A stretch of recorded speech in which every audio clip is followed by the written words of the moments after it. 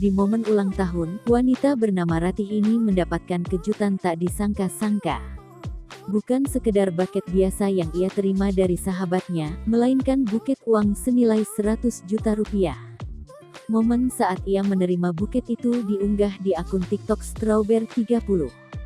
Meski dicurigai uang palsu, Ratih menegaskan bahwa uang yang diberikan tersebut asli.